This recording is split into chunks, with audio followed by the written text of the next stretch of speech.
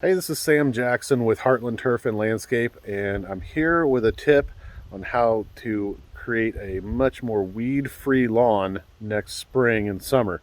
So we're in fall here, we're getting to the end of September.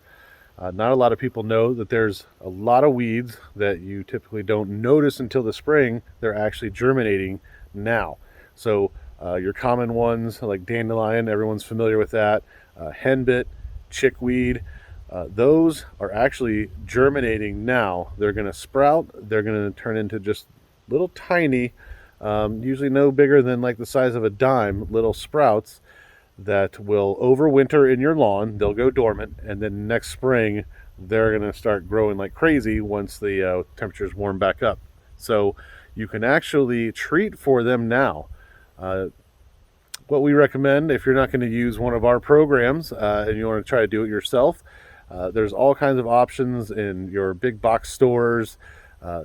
What I like is the ones that can screw to the end of your hose, and you just go around the yard and spray the yard. Make sure you follow the label instructions when you do that. You want to make sure that you're putting the proper amounts down, using the proper rates, doing it at a proper time to get the most effective results. But the point is, spray your lawn with a fall broadleaf weed spray. You're going to see a much more weed-free lawn next spring. So, tip of the day. Hope you enjoyed it. Thanks. Bye.